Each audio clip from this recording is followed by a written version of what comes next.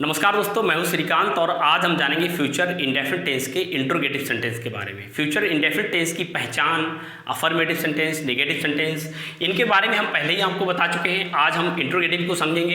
Interrogative को हिंदी में हम प्रश्नवाचक कहते हैं।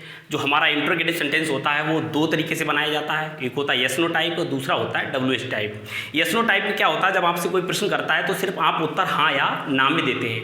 तो जो ऐसे वाक्य होते हैं वो यस नो टाइप कहलाते हैं। और जब इनकी हम इंग्लिश बनाते हैं तो इनके शुरू में हम HV, जो वाक्य जो टेंस की HV होती है उसको वाक्य के शुरू में लिखते हैं। और जो WH टाइप होते हैं वो प्रश्नवाचक शब्दों से शुरू होते हैं, जैसे वाई, वेयर, व्हेन। आप इनमें देख सकते हैं सब में WH, अधिकतर जो प्रश्नवाचक शब्द होते हैं वो WH से ही शुरू होते हैं, तो इसीलिए इनको WH टाइप कहा जाता है। इनका जो उत्तर होता है वो आपको डिटेल में देना पड़ता है, सिर्फ हाँ या ना से काम नहीं चलेगा। जो WH टाइप होते हैं उनका उत्तर आपको बताना पड़ेगा, इसलिए इनको WH टाइप कहते हैं और इनको यस नो टाइप, क्योंकि इनका उत्तर सिर्फ हाँ या ना में दे दिया जाता है। तो आइए इनको बनाकर देखते हैं और समझते हैं। क्या आप खाना खाएंगे? अगर ये सेंटेंस आपसे कोई पूछता है तो सबसे पहले क्या करेंगे, सबसे पहले हम उसको पहचानेंगे किस टेंस का है। तो यहाँ पर आप देखें क्रिया है हमारी खाना, खाना को खाना, उसमें ये शब्द लगा हुआ है। आप तुरंत समझ जाएंगे कि हमारा टेंस फ्यूचर इंडेफिनिट है। यानी क्रिया है खाना, उसमें ये लगा हुआ है। आपको पहले ही मैं बता चुका हूँ, अगर क्रिया के साथ में का, गी, ये लग कर आए और काम का ये पता ना लगे कि वो जो है पूरा हो चुका है या जारी है, तो ऐसा जो वाक्य होगा वो फ्यूचर इंडेफिनिट का होगा। ठीक है, तो ये फ्यूचर इंडेफिनिट का वाक्य और क्या शुरू में लगा है तो हम तुरंत समझ आएंगे इंट्रोगेटिव सेंटेंस है। कैसे बनाएंगे? सबसे पहले सूत्र में हमारे क्या लिखा है, HV। HV का मतलब होता है हेल्पिंग वर्ब, यानी सहायक क्रिया, जो हमें क्या की जगह पर लगानी है। अगर वाक्य के शुरू में क्या आए तो क्या की इंग्लिश व्हाट नहीं लगानी है, बल्कि उसकी जगह पर हमें HV लगानी है। आप इससे समझ सकते हैं कि शुरू में क्या आया है, शुरू में HV लगानी है, तो ये एस नो टाइप वाक्य है। आपसे कोई पूछ रहा है कि क्या आप खाना खाएंगे, तो इसका जो जवाब आप देंगे वो सिर्फ आप या तो हाँ या ना में देंगे, यानी यस या नो में देंगे। तो इसीलिए ऐसे जो वाक्य होते हैं वो यस नो टाइप कहलाते हैं। कैसे बनाएंगे? सबसे पहले HV, तो HV हमेशा सब्जेक्ट के अनुसार लगती है। तो यहाँ पर खाना कौन खाएगा, प्रश्न कीजिए खाना कौन खाएगा, उत्तर मिला आप। आप यानी हिंदी में हम आप कह सकते हैं, तुम कह सकते हैं, लेकिन इंग्लिश में यू ही रहेगा। तो यू हमारा कैसा सब्जेक्ट है, प्लूरल सब्जेक्ट है, तो हम HV क्या लगाएंगे। इसमें फ्यूचर इंडेफिनिट में प्लूरल या सिंगुलर मैटर नहीं करता है। आपको सिर्फ ये ध्यान रखना है कि जो सेल है वो आपका I और V के साथ लगता है और बाकी अन्य सभी के साथ विल लगता है। तो यहाँ पर हमारा ना तो I है और ना ही V है, सब्जेक्ट हमारा यू है, तो हम HV क्या इस्तेमाल करेंगे, विल। HV हो गई हमारी विल। उसके बाद सब्जेक्ट, यस का मतलब होगा सब्जेक्ट, सब्जेक्ट यानी काम को करने वाला, करता। तो यहाँ पर खाना खाने का काम कौन कर रहा है, आप, यानी यू कर रहा है, तो यू हमारा सब्जेक्ट हो गया। उसके बाद वी और एक डंडा बना हुआ है, यानी वर्ब की फर्स्ट फॉर्म। तो आप यहाँ पर क्या कर रहा है, आप यहाँ पर क्या करेगा, तो या आप यहाँ पर खाना खाएगा, खाएगा का काम कर रहा है, तो खाएगा हमारी क्रिया हो गई ईट। उसके बाद ओ मतलब ऑब्जेक्ट, तो क्या खाएगा, उत्तर मिला खाना। तो आप यहाँ पर क्या खाएगा, खाने का असर किस पे पड़ेगा, भोजन यानी खाना पे पड़ेगा, तो खाना हमारा ऑब्जेक्ट हो गया यानी फूड।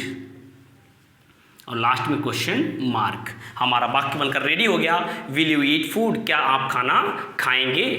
इस तरीके से अगर कोई भी सेंटेंस आता है उसको आप बड़े आसानी से सूत्र के माध्यम से बना सकते हैं। बस हमें इतनी बात गाना की तरह रट के ध्यान रखनी चाहिए, कर्ता, क्रिया, कर्म।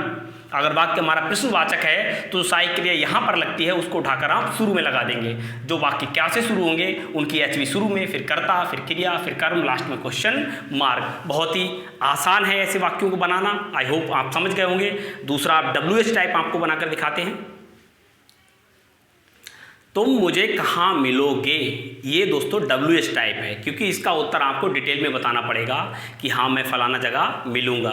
ये यस नो टाइप नहीं है, ये मुंडी हिलाने या यस नो कहने से काम इसमें नहीं चलेगा, इसमें आपको पूरा उत्तर देना पड़ेगा। इसलिए ये WH टाइप है, क्योंकि इसमें जो प्रश्नवाचक शब्द वाक्य के बीच में आया है उसकी इंग्लिश हमें सबसे पहले लिखनी पड़ेगी। ये नियम बन रहा है यहाँ पर कि अगर वाक्य के बीच में क्या, क्यों, कब, कहाँ, कैसे, किसने, किसको, अगर ये वाक्य के बीच में आते हैं तो उनकी इंग्लिश सबसे पहले, उसके बाद HV सब्जेक्ट, वर्ब की फर्स्ट फॉर्म, फिर ऑब्जेक्ट।